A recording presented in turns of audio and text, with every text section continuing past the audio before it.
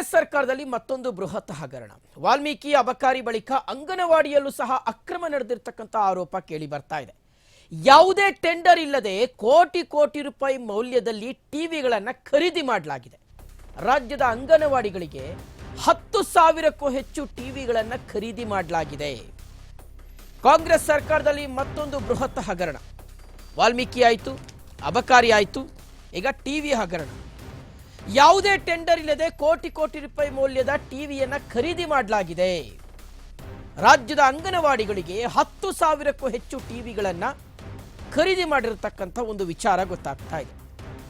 ಒಂದೇ ಸಂಸ್ಥೆಯ ಮೂಲಕ 10,000ಕ್ಕೂ ಹೆಚ್ಚು ಟಿವಿಗಳನ್ನು ಖರೀದಿ ಮಾಡಿ ಅದನ್ನು ಸರಬರಾಜು ಮಾಡಲಾಗಿರ್ತಕ್ಕಂಥದ್ದು. ಬರೋಬ್ಬರಿ 30 ಕೋಟಿ ರೂಪಾಯಿ ವೆಚ್ಚದಲ್ಲಿ ಅಂಗನವಾಡಿಗಳಿಗೆ ಟಿವಿ ಪೂರೈಕೆಯಾಗಿದೆ. ತಾಲೂಕುವಾರು ಅಂಗನವಾಡಿ ಪಟ್ಟಿಯನ್ನು ಮಾಡಿ ಸಾಮಗ್ರಿಗಳನ್ನು ಇವರು ಪೂರೈಕೆ ಮಾಡಿದ್ದಾರೆ.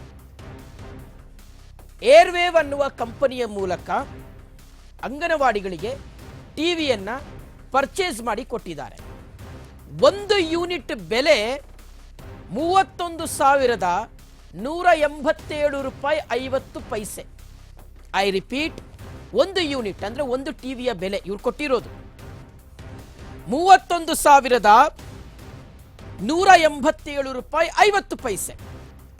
16 ಯೂನಿಟ್ಗೆ ಒಂದು ಬಿಲ್ನ ಒಟ್ಟು ಮೊತ್ತ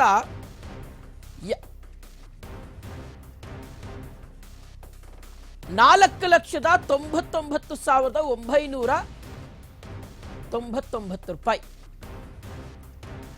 ಒಟ್ಟು 16 ಯೂನಿಟ್ಗೆ ಒಂದು ಬಿಲ್ಲನ್ನು ಇವರು ತಯಾರು ಮಾಡಿದ್ದಾರೆ.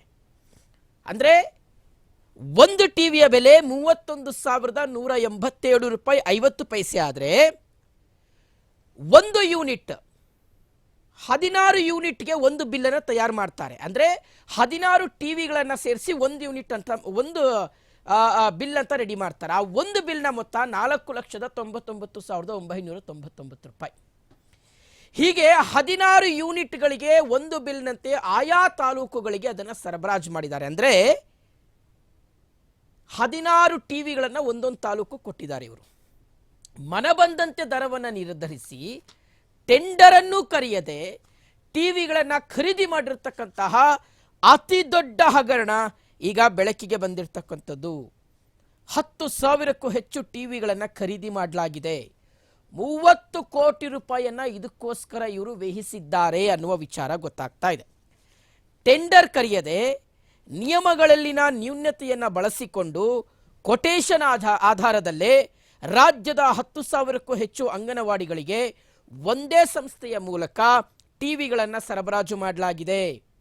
ಯಾವುದೇ ಕಾಮಗಾರಿಯನ್ನು ಕೈಗೊಳ್ಳೋದಿಕ್ಕೆ, ಸಾಮಗ್ರಿಗಳನ್ನು ಪೂರೈಸೋದಿಕ್ಕೆ ಕರ್ನಾಟಕ ಸಾರ್ವಜನಿಕ ಸಂಗ್ರಹಣೆಯಲ್ಲಿ ಪಾರದರ್ಶಕ ಕಾಯ್ದೆ ಅಂದರೆ KTPP ಆಕ್ಟ್ ಅನ್ವಯ ಟೆಂಡರ್ ಅನ್ನು ಕರೆಯೋದು ಕಡ್ಡಾಯ. ಆದರೆ ಯಾವುದೇ ಟೆಂಡರ್ ಅನ್ನು ಕರೆಯದೆ ಸಾಮಗ್ರಿಗಳನ್ನು ಇವರು ಸರಬರಾಜು ಮಾಡಿದ್ದಾರೆ. ಈ ಟೆಂಡರ್ ಅರ್ಜಿ ಸಲ್ಲಿಸುವ ಕಂಪನಿಗಳು ಸರ್ಕಾರದ ಹಾಗೂ ಸರ್ಕಾರದ ಸಂಸ್ಥೆಗಳಿಗೆ, ನಿಗಮಗಳಿಗೆ ನಿಗದಿತ ಸಾಮಗ್ರಿಗಳನ್ನು ಪೂರೈಸಿದ ಅನುಭವ ಹಾಗೂ ಪ್ರಮಾಣ ಪತ್ರ ಹೊಂದಿರಬೇಕು. ಒಂದು ವೇಳೆ ಟೆಂಡರ್ ಮೊತ್ತ 710 ಕೋಟಿಗೂ ಅಧಿಕವಾಗಿದ್ದರೆ ಸಂಪುಟ ಸಭೆಯ ಅನುಮೋದನೆ ಪಡೆದುಕೊಳ್ಳಲೇಬೇಕು. ಆರ್ಥಿಕ ಇಲಾಖೆಯಿಂದ KTPP ಕಾಯ್ದೆಯ ಅಡಿ ವಿನಾಯಿತಿ ಪಡೆದರೂ ಗರಿಷ್ಠ ಮಿತಿ 72 ಕೋಟಿ ರೂಪಾಯಿ ಇದೆ. ಆದರೆ ಮಹಿಳಾ ಮತ್ತು ಮಕ್ಕಳ ಕಲ್ಯಾಣ ಅಭಿವೃದ್ಧಿ ಇಲಾಖೆಯು ಟೆಂಡರ್ ಕರೆಯದೆ 30 ಕೋಟಿ ರೂಪಾಯಿ ವೆಚ್ಚದಲ್ಲಿ ಟಿವಿಗಳನ್ನು ಖರೀದಿ ಮಾಡಿರ್ತಕ್ಕಂಥದ್ದು, ಅದು ಒಂದೇ ಸಂಸ್ಥೆಯಿಂದ ಖರೀದಿ ಮಾಡಿರ್ತಕ್ಕಂಥದ್ದು ಸಾಕಷ್ಟು ಅನುಮಾನಗಳನ್ನು ಮೂಡಿಸ್ತಾ ಇದೆ.